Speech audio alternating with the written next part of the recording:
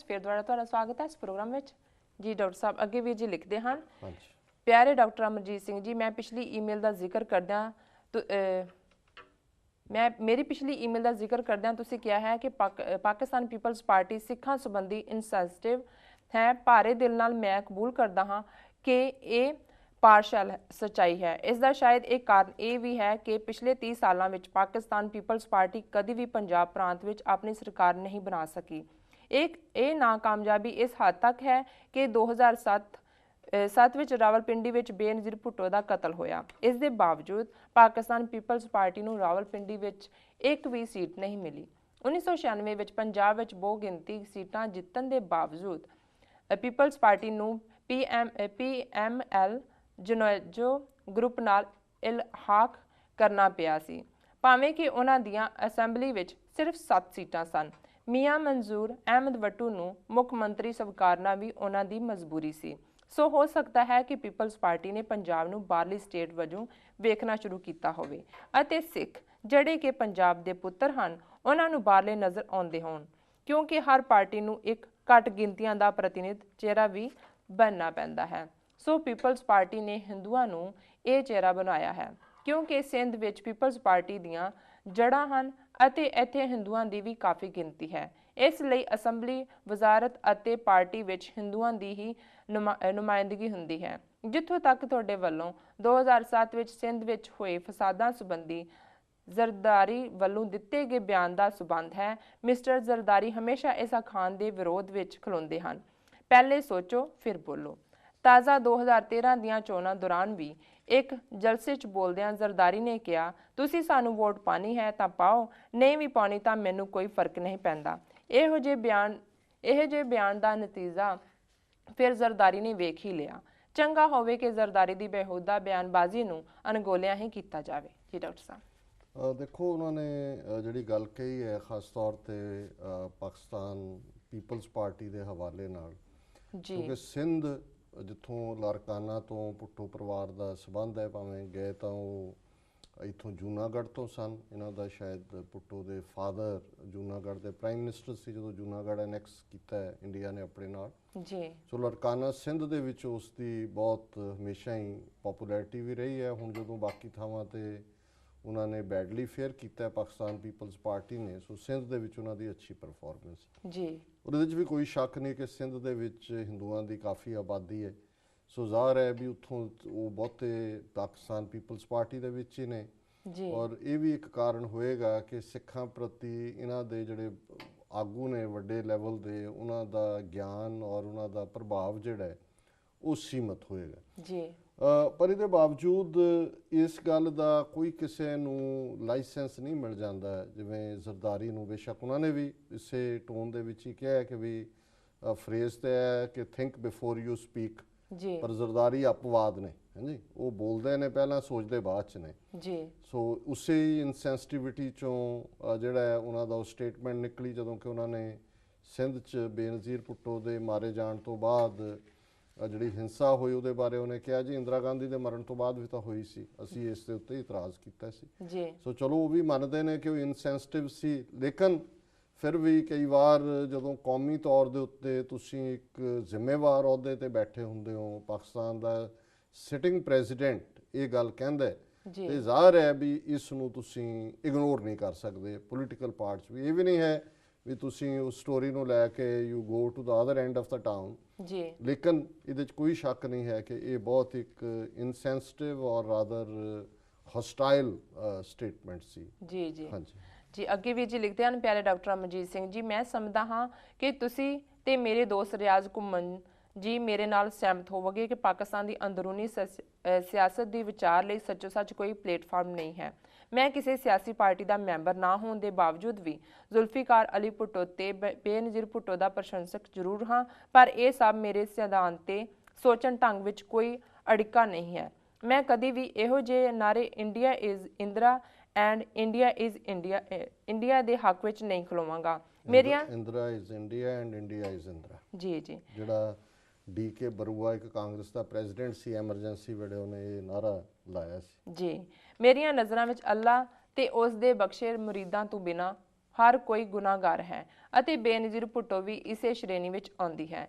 ਮੈਂ ਇਹ ਸਮਝਦਾ ਹਾਂ ਕਿ ਹਰ ਪਾਕਿਸਤਾਨੀ ਨੂੰ ਭਾਵੇਂ ਉਸ ਦੀ ਅੰਦਰੂਨੀ ਸਾਂਝ ਕਿਸੇ ਨਾਲ ਵੀ ਹੋਵੇ, ਖਾਲਿਸਤਾਨ ਦੇ ਹੱਕ ਵਿੱਚ ਖਲੋਣਾ ਚਾਹੀਦਾ ਹੈ।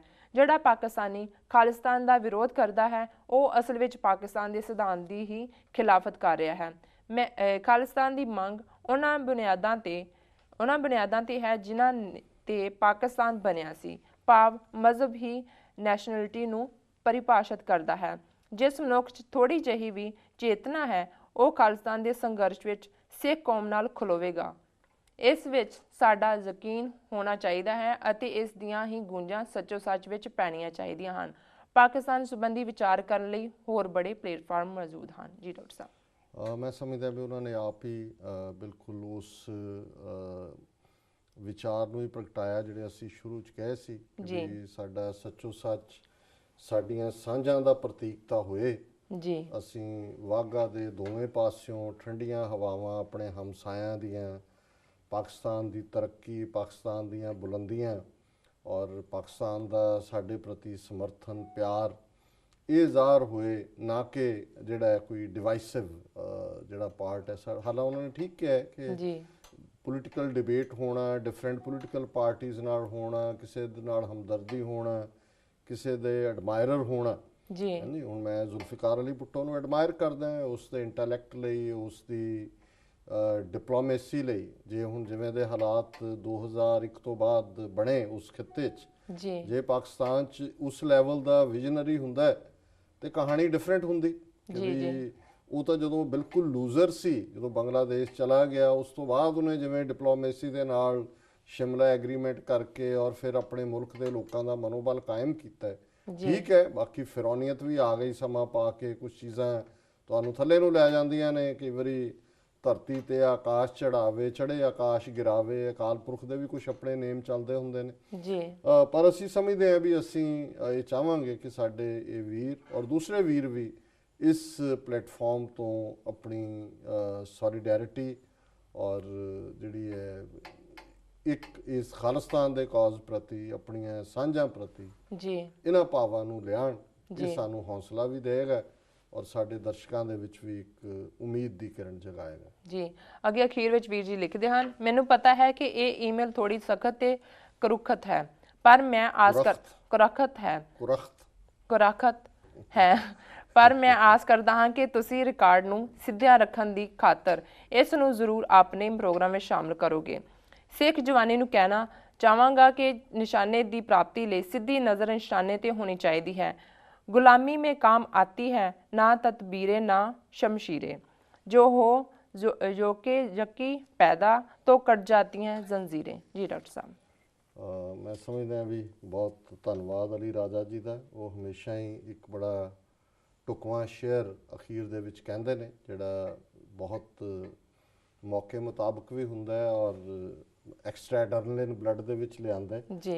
ਸੋ ਉਹਨਾਂ ਨੇ ਕਿਹਾ ਵੀ ਕੌਮ ਦੇ ਜਿਹੜੇ ਭਵਿੱਖ ਨੇ ਉਸ ਦੇ ਲਈ ਜਿਹੜੀ ਸਿਰਫ ਤਦਬੀਰ ਹੁੰਦਾ ਜਦੋਂ ਤੁਸੀਂ ਐਕਟ ਕਰਦੇ ਹੋ, ਤਕਦੀਰ ਹੁੰਦਾ ਜਿਹੜਾ ਤੁਹਾਡੀ ਕਿਸਮਤ ਲਿਖਿਆ ਹੋਇਆ ਜੀ। ਸ਼ਮਸ਼ੀਰ ਤਲਵਾਰ ਨੂੰ ਕਹਿੰਦੇ ਨੇ ਕਿ ਸਿਰਫ ਤੁਹਾਡੀ ਤਦਬੀਰ ਜਾਂ ਸ਼ਮਸ਼ੀਰ ਇੰਨੀ ਅਹਿਮ ਨਹੀਂ ਹੁੰਦੀ, ਉਸ ਦੇ ਲਈ ਜਿਹੜਾ ਤੁਹਾਡੇ ਇਰਾਦੇ ਦਾ ਪੁਖਤਾ ਹੋਣਾ ਹੈ ਉਹ ਅਲਟੀਮੇਟਲੀ ਜਿਹੜਾ ਯਕੀਨ ਹੈ, ਵਿਸ਼ਵਾਸ ਹੈ, ਫੇਥ ਹੈ ਜੀ, ਇਹ ਗੁਲਾਮੀ ਦੀਆਂ ਜੰਜੀਰਾਂ ਕੱਟਦਾ ਹੈ। ਸੋ ਮੈਂ ਸਮਝਦਾ ਵੀ ਗੁਰੂ ਕਲਗੀਧਰ ਪਾਤਸ਼ਾਹ ਦੇ ਜਿਹੜੇ ਸ਼ਬਦ ਨੇ ਕਿ ਨਿਸ਼ਚੈ ਕਰ ਆਪਣੀ ਜੀਤ ਕਰੋ, ਇਸ ਗੱਲ ਦੇ ਉੱਤੇ ਵਿਸ਼ਵਾਸ ਹੋਣਾ, ਫੇਥ ਹੋਣਾ ਕਿ ਅਸੀਂ ਜਿੱਤਣਾ, ਇਹੀ ਰੀਅਲ ਗਹਿਣਾ ਹੈ, ਇਹੀ ਸਭ ਤੋਂ ਪਾਵਰਫੁਲ ਵੈਪਨ ਹੈ।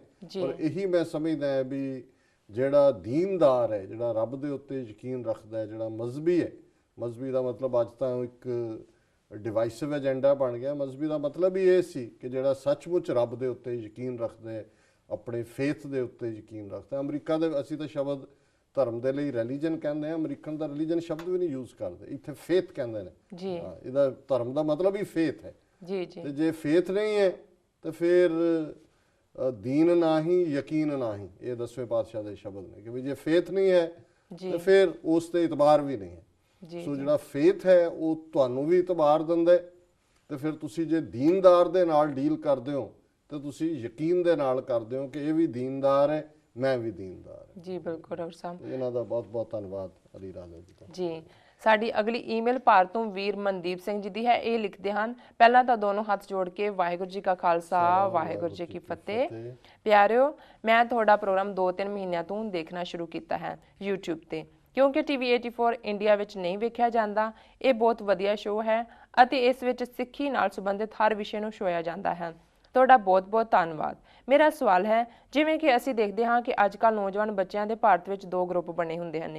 ਇੱਕ ਤਾਂ ਗੁਰੂ ਸਾਹਿਬ ਦੀ ਮੇਰ ਸਦਕਾ ਗੁਰੂ ਘਰ, ਗੁਰਬਾਣੀ ਅਤੇ ਸੰਗਤ ਨਾਲ ਜੁੜੇ ਹੋਏ ਨੇ, ਪਰ ਦੂਸਰੇ ਪਾਸੇ ਇੱਕ ਜਨਰੇਸ਼ਨ ਸਿੱਖੀ ਤੋਂ ਦੂਰ ਹੁੰਦੀ ਜਾ ਰਹੀ ਹੈ। ਇਹ ਲੋਕ ਸ਼ਰਾਬ ਪੀਣ, ਨਾਚ ਕਰਨ, ਕੁੜੀਆਂ ਨੂੰ ਛੇੜਨ ਆਦਿ ਵਰਗੇ ਨਖਿੱਧ ਕੰਮ ਕਰਦੇ ਹਨ।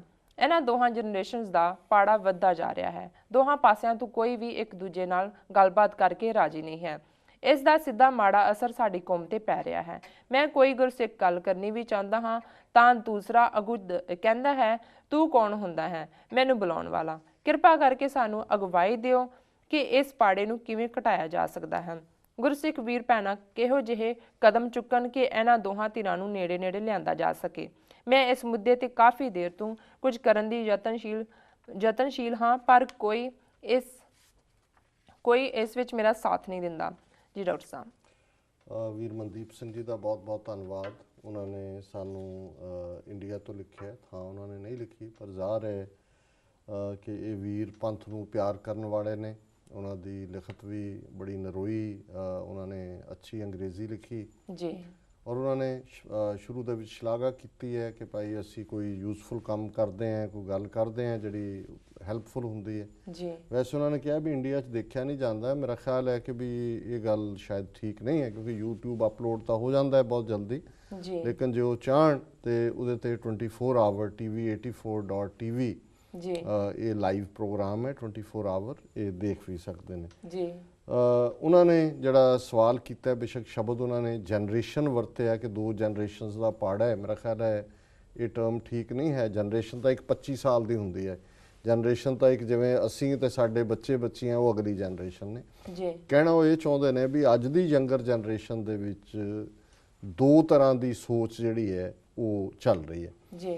ਇੱਕ ਤਾਂ ਉਹ ਨੇ ਜਿਹੜੇ ਗੁਰੂ ਦੀ ਬਖਸ਼ਿਸ਼ ਨਾਲ ਸਿੱਖੀ ਨੂੰ ਪਰਨਾਏ ਹੋਏ ਨੇ, ਜਿਨ੍ਹਾਂ ਦੇ ਵਿੱਚ ਨਿਤਨੇਮ ਹੈ, ਸਿੱਖੀ ਹੈ, ਭਲਾ ਹੈ, ਉਹ ਚੰਗੇ ਡਰੱਗਸ ਤੋਂ, ਨਸ਼ਿਆਂ ਤੋਂ ਬਚੇ ਹੋਏ ਨੇ ਜੀ। ਔਰ ਇੱਕ ਸਾਡੀ ਉਹ ਰਸਤਿਓਂ ਭਟਕੀ ਜਵਾਨੀ ਹੈ ਜਿਸ ਦੇ ਵਿੱਚ ਹੁਣ ਇਕੱਲੇ ਮੁੰਡੇ ਨਹੀਂ, ਕੁੜੀਆਂ ਵੀ ਬਰਾਬਰ ਦੀਆਂ ਸ਼ਰੀਕ ਨੇ ਜੀ, ਜਿਹੜੀਆਂ ਕਿ ਐਬਾਂ ਦਾ ਸ਼ਿਕਾਰ ਨੇ, ਖਾਸ ਤੌਰ ਤੇ ਡਰੱਗਸ ਦੇ ਵਿੱਚ ਨੇ, ਔਰ ਅਖਲਾਕੀ ਕਦਰਾਂ ਕੀਮਤਾਂ ਜਿਹੜੀਆਂ ਨੇ ਉਸ ਤੋਂ ਉਹ ਬਹੁਤ ਦੂਰ ਚਲੇ ਗਏ ਨੇ ਜੀ। ਨਤੀਜੇ ਦੇ ਤੌਰ ਤੇ ਕ੍ਰਾਈਮ ਜਿਹੜਾ ਅਪਰਾਧ ਹੈ ਉਹ ਵੀ ਵਧਿਆ, ਕਿਉਂਕਿ ਜਦੋਂ ਬੰਦਾ ਬਦ ਅਖਲਾਕ ਹੁੰਦਾ ਹੈ, ਨਸ਼ਈ ਹੁੰਦਾ ਹੈ, ਕੋਈ ਹੋਰ ਕਮਜ਼ੋਰੀ ਆਉਂਦੀ ਹੈ ਤੇ ਤੁਸੀਂ ਪਹਿਲਾਂ ਤਾਂ ਘਰਦਿਆਂ ਦੇ ਗਲ 'ਚ ਅੰਗੂਠਾ ਦਿੰਦੇ ਹੋ ਕਿ ਲਿਆਓ ਜੀ ਪੈਸੇ ਲਿਆਓ। ਦੂਜੇ ਜਦੋਂ ਇੱਕ ਹੱਦ ਉਹ ਟੱਪ ਜਾਂਦੀ ਹੈ, ਉਹ ਤੁਹਾਡੀਆਂ ਲੋੜਾਂ ਨਹੀਂ ਪੂਰੀਆਂ ਕਰ ਸਕਦਾ, ਫਿਰ ਤੁਸੀਂ ਅਪਰਾਧ ਵੱਲ ਜਾਣਾ ਸ਼ੁਰੂ ਕਰ ਦਿੰਦੇ ਹੋ ਜੀ। ਫਿਰ ਅਪਰਾਧ 'ਚ ਵੀ ਤੁਸੀਂ ਫੜੇ ਜਾਂਦੇ ਹੋ, ਜੇਲ੍ਹਾਂ 'ਚ ਜਾਂਦੇ ਹੋ। ਜੇਲ੍ਹਾਂ ਸਭ ਤੋਂ ਵੱਡੇ ਸੈਂਟਰ ਨੇ ਡਰੱਗ ਸਪਲਾਈ ਦੇ। ਜਿਵੇਂ ਹੁਣ ਸ਼ਸ਼ੀਕਾਂਤ ਨੇ ਜਿਹੜਾ ਜੇਲ੍ਹਾਂ ਦਾ ਹੀ ਡਾਇਰੈਕਟਰ ਜਨਰਲ ਸੀ, ਉਹਦਾ ਕਹਿਣਾ ਹੈ ਵੀ ਕਿਵੇਂ ਸਾਰੇ ਉੱਥੋਂ ਤੋਂ ਸਪਲਾਈਜ਼ ਹੁੰਦੀਆਂ ਨੇ ਔਰ ਉਹਨਾਂ ਦਾ ਫਿਰ ਕੋਈ ਰਸਤਾ ਨਹੀਂ ਰਹਿੰਦਾ ਵਾਪਸ ਮੁੜਨ ਦਾ। ਸੋ ਮੈਂ ਉਹਨਾਂ ਦੇ ਕਨਕਲੂਸਿਵ ਸਵਾਲ ਵੱਲ ਆਵਾਂ। ਉਹਨਾਂ ਨੇ ਕਿਹਾ ਕਿ ਜੀ ਉਹ ਯਤਨ ਕਰਦੇ ਨੇ ਵੀ ਇਹਨਾਂ ਦੋਨਾਂ ਸੋਚ ਵਾਲਿਆਂ ਦਾ ਪਾੜਾ ਕਿਵੇਂ ਘਟਾਇਆ ਜਾਏ ਔਰ ਇਹਦੇ ਲਈ ਉਹਨਾਂ ਨੇ ਸਾਡਾ ਸੁਝਾਅ ਮੰਗੇ। ਦੇਖੋ, ਮੈਂ ਸਮਝਦਾ ਵੀ ਪਹਿਲਾਂ ਤਾਂ ਇਹ ਅਸੀਂ ਮੰਨ ਕੇ ਤੁਰੀਏ ਕਿ ਉਹ ਵੀ ਸਾਡੇ ਭੈਣਾਂ ਭਰਾ ਨੇ ਜੀ। ਇਹ ਜਿਹੜੀ ਔਰ ਮੈਂ ਮਹਿਸੂਸ ਕਰਦਾ ਉੱਥੇ ਵੀ ਇੱਥੇ ਵੀ ਜਿਹੜੇ ਸਾਡੇ ਥੋੜ੍ਹੇ ਬਹੁਤ ਚੰਗੇ ਜੀਵਨ ਵਾਲੇ ਗੁਰਸਿੱਖ ਜਾਂ ਸਿੱਖੀ ਰਸਤੇ ਤੇ ਆਉਂਦੇ ਨੇ, ਉਹ ਇੱਕ ਆਪਣੀ ਕਿਸਮ ਦੇ ਹੰਕਾਰ ਦਾ ਸ਼ਿਕਾਰ ਹੋ ਜਾਂਦੇ ਨੇ। ਉਹ ਬਾਕੀਆਂ ਨਾਲੋਂ ਟੁੱਟ ਕੇ ਆਪਣੇ ਆਪ ਨੂੰ ਇੱਕ ਵੱਖਰੀ ਐਲੀਟ ਕਲਾਸ ਸਮਝਣ ਲੱਗ ਜਾਂਦੇ ਨੇ। ਉਹ ਵਿਚਰਦੇ ਨੇ ਆਪਣਿਆਂ 'ਚ, ਨਾਮ ਵੀ ਜਪਦੇ ਨੇ, ਸਿਮਰਨ ਵੀ ਕਰਦੇ ਨੇ, ਹੋਰ ਵੀ ਧਾਰਮਿਕ ਜਿਹੜੇ ਕਾਰਵਾਈਆਂ ਨੇ ਉਹਨਾਂ 'ਚ ਸ਼ਾਮਲ ਹੁੰਦੇ ਨੇ, ਲੇਕਿਨ ਉਹ ਮੇਨ ਸਮਾਜ ਨਾਲੋਂ ਕੱਟ ਆਫ ਹੋ ਜਾਂਦੇ ਨੇ। ਉਹ ਸਮਝਦੇ ਨੇ ਕਿ ਨਹੀਂ ਜੀ ਇਹ ਸਾਡਾ, ਅਸੀਂ ਸੁਪੀਰੀਅਰ ਹੈ ਜਿਹੜਾ। ਔਰ ਆਮ ਲੋਕ ਜਦੋਂ ਉਹਨਾਂ ਵੱਲ ਦੇਖਦੇ ਨੇ ਉਹਨਾਂ ਦੀ ਸ਼ਲਾਘਾ ਤਾਂ ਕਰਨਗੇ, ਪਰ ਕਹਿਣਗੇ ਜੀ ਆਪਣੇ ਆਪ ਨੂੰ ਸੁਪੀਰੀਅਰ ਸਿੱਖ ਸਮਝਦੇ ਨੇ।